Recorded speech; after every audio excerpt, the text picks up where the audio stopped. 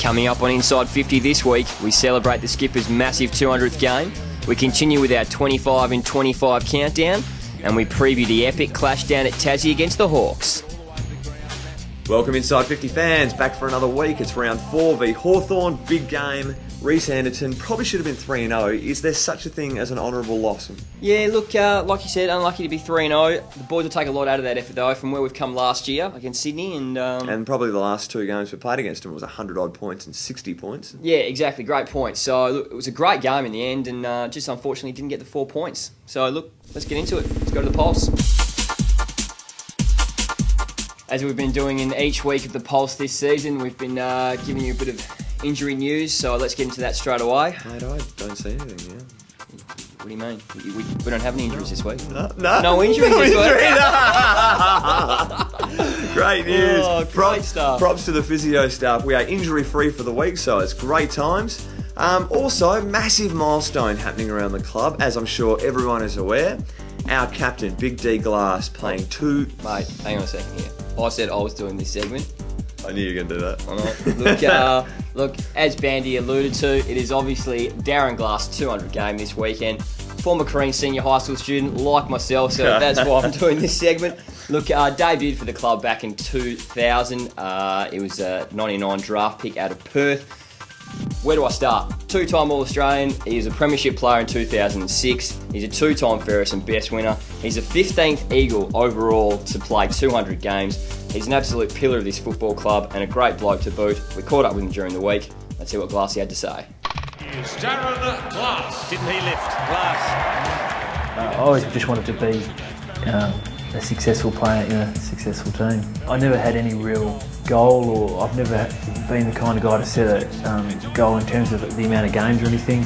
I'm not sure if that's different to most blokes or if that was a silly thing not to do, but it's never really been a goal to play a certain amount of games. He won't get to this. Bode's got some work to do as Glass with courage flying into the unknown. I don't think I secured my spot in the side, probably until almost my 4th or 5th year. But pre that, I realised I had a lot of work to do and a lot of improving in my game to get to that point, but I never really had any doubts that I'd make it. So, while those first couple of years I was in and out of the side, I always had faith that I could eventually make it. Spears it inside 50, Ablett on the lead, back with courage, Darren Glass. Paul, Jonathan Brown, Brendan Favola, all the big household names are the hardest players to play on because they have got so many skills. They can kick the ball such a long way, kick goals from outside 50, take a pack mark, crumb a goal, all those things. But so much depends on the day. If we're playing well and we've got good pressure up the field, it makes my job a lot easier, and when that falls away, it makes my job a hell of a lot harder. Hooks the ball to full forward. Oh, big leap by Glass. And the defender growing with confidence in his role. I wanted to be captain. I wanted to take on that responsibility. And although it was clear that we were probably going to drop away, in terms of winning games and stuff like that, I was confident that we could still, that we could start to rebuild again and get the club back up to where it belonged. Doesn't look good. Just that change of direction might have hurt it. Glass running. Here go the Eagles once again. Hunter, just in time. Nikoski, the fullback. Freezer. Glass doesn't kick many goals. Has kicked this one. Mostly I just go off instinct. Whatever I think is best. I don't really have a set. I'm a hard leader or tough or whatever. I just do what I think's right now. Great stuff there, Glassy. Some ripper highlights in those years, as you can imagine. We wish him all the best for his 200th game on Sunday. Of course. As we've been doing, we've been counting down the best 25 moments in the club's history. I know you've been hanging out for the next one. Let's jump straight into it. It's number 22. In only their 4th season in the AFL, the West Coast Eagles made history in 1991, becoming the first side in the competition to reach a grand final in under 5 years since inception. It would also be the only grand final played at Waverley and not at the MCG. Despite finishing 3 games clear on top of the ladder and bursting out of the gates, booting the first 4 goals of the game, boys failed to bring the Premiership Cup home to WA. But they certainly paved the way for future success. I think a lot of our supporters thought good enough effort, you know, but the players, the coaching staff, all of us involved with the club at that stage were bitterly disappointed, and actually a lot of us were quite angry because we just hadn't achieved what we'd set out to do. Yeah, I think 91 was really disappointing because I firmly believe we were best side. We just didn't peak at the right time. You can't take these things for granted. Once you're in a grand final, you have to win it because you never know what injuries are going to strike and so forth. So yeah, it was gut-wrenching, really gut-wrenching I think for probably some of our older players as well who were thinking, well, this is my last opportunity. As a young buck, you think, yeah, no, I'm going to be there again and we're going to push to make sure we are, but yeah, the reality is a lot of people don't get there again. I mean, let's face it, we had you know, a very inexperienced group when you talk of the likes of Jakovic and McIntosh and so on, who were, you know, only a couple of years into their AFL careers. To lose that game certainly was something I think that we all learned a hell of a lot from. I got KO'd, I think it was one of the Deer boys. I got knocked out, but it was one of those things again. You know, we should have won the game. We're the favourites to win that game.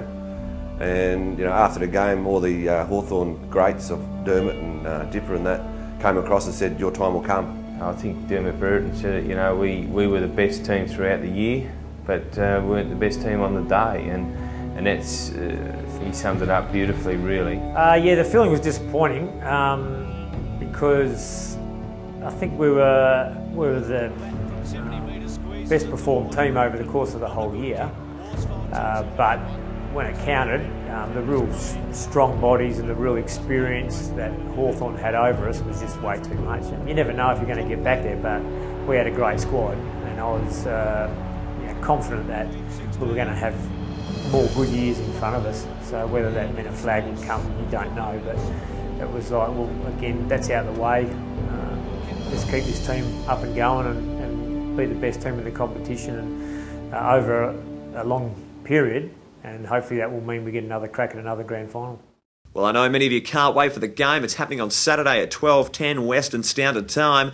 Check your local listings. Doesn't make much sense, but I always wanted to say it. For the teams, Ando. Thank you very much, mate. Look, only the one change for West Coast this week. Out, Patrick McGinnity in, Brad Dalziel. The boy from East Fremantle is back. Hasn't played since round 14 of last year when he snapped a tendon in his hand. Very unlucky first season for the club, but I suppose having it 35 times in the waffle is going to get the attention of the selectors. Definitely does help. It does, and he's been brought straight back in for this crucial Hawthorn game. Yep, long way to travel. Probably one of the longest road trips in football, you could say. Have only won there once in 2005, formerly known as York Park, so not a great record in this Tasmania But having said that, though, area. We've played there 5 times.